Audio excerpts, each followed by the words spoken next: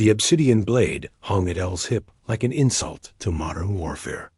In the gleaming corridors of the Perseverance, humanity's most advanced warship, surrounded by plasma rifles and quantum disruptors, her weapon looked like something from a museum exhibit gone wrong. Still carrying that rock, Rodriguez? Lieutenant Commander Harrison paused mid-stride, his own pulse rifle humming with contained energy. His tone wasn't cruel, just genuinely confused. They'd served together for 3 years, fought the Krillian swarms on Proxima 7, held the line at the asteroid gates. But he'd never understood her attachment to that primitive weapon. El's fingers traced the edge of the blade, feeling the smoothness of volcanic glass against her calloused palm. It's not just a rock, Harrison.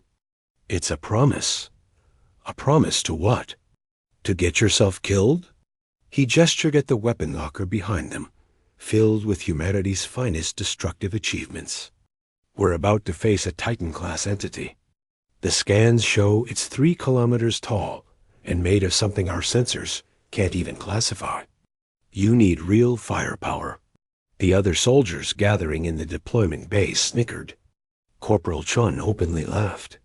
Maybe she'll throw it really hard, he said, adjusting his graviton cannon. L didn't flinch. She'd heard it all before. In the 2 centuries since humanity had reached the stars, they'd become enamored with technology, with advancement, with leaving their primitive past behind. Her blade was an anachronism, a relic. But it was also her inheritance. The Perseverance shuddered as it entered the atmosphere of Kepler 442b. Through the viewport, the Titan came into view.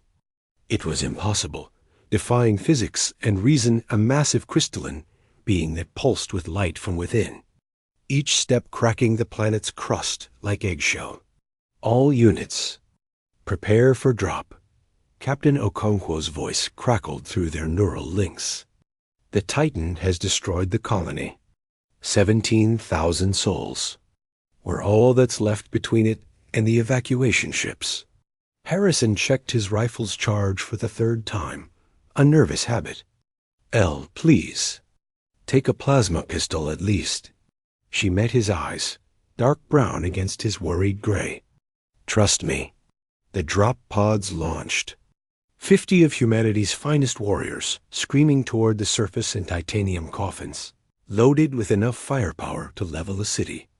L's pod landed between Harrison's and Chun's, the impact cushioned by gravitic DAMPENERS. They emerged into hell. The Titan stood against the red sky, a being of pure crystalline beauty and terror. It didn't walk so much as reality bent around it, space folding to accommodate its impossible mass.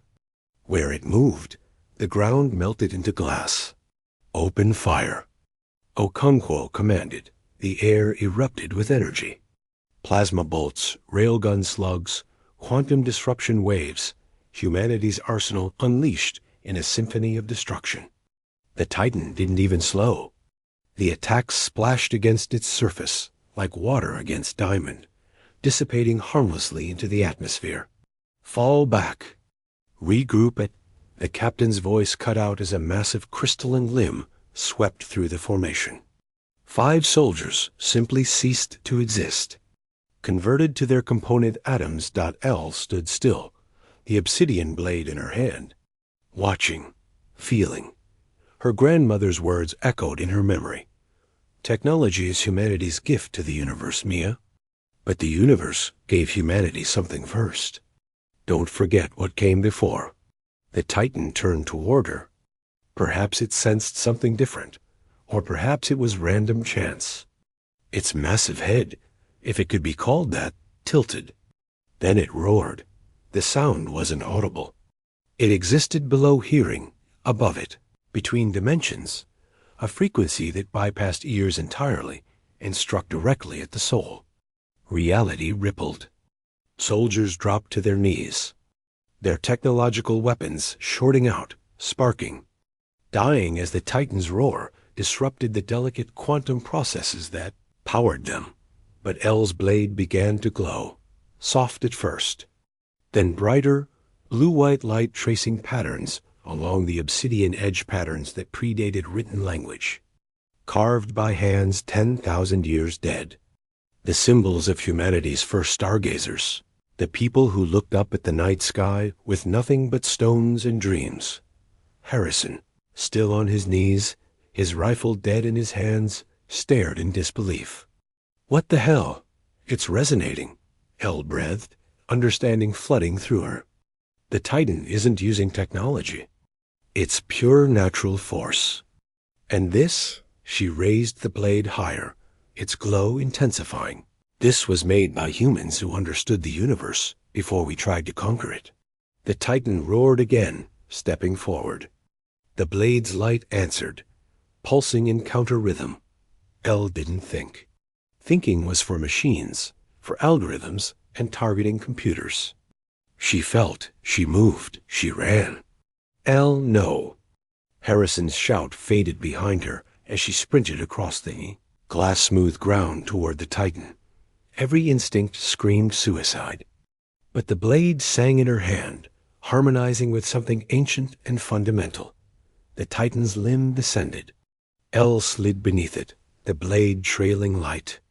Where the obsidian edge passed through the Titan's crystalline leg, something impossible happened. The light didn't cut it unmade. The crystal structure shattered not from force, but from discord. The ancient human tool introducing chaos into the Titan's perfect order. The being stumbled. For the first time, it showed something like pain. The joints. Elle screamed into her calm. Where the crystal formations connect. Use explosive force, kinetic weapons, anything non-energy based. Harrison understood first. He dropped his useless rifle and grabbed a fallen grenade launcher. Everyone. Chemical explosives. Kinetic rounds. Forget the fancy stuff. The tide turned. Grenades, rail slugs, even rocks thrown by desperate soldiers, primitive force meeting ancient power. And at the center, Elle danced with her glowing blade.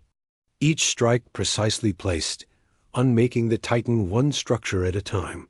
When the Titan finally fell, its collapse was almost gentle. Crystalline fragments dissipating like snow. Elle stood in the crater. The obsidian blade's glow fading, returning to dark glass. Harrison approached slowly, his expression transformed. "A promise," he said quietly. "You said it was a promise."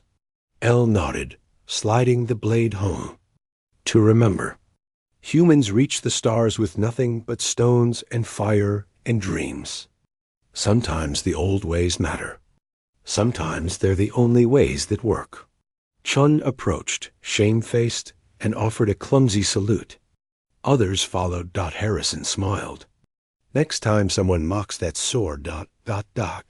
They won't," Elle said, looking at the faces around her, respect replacing ridicule. "But if they do, I'll remind them. Humanity didn't survive this long by forgetting where we came from."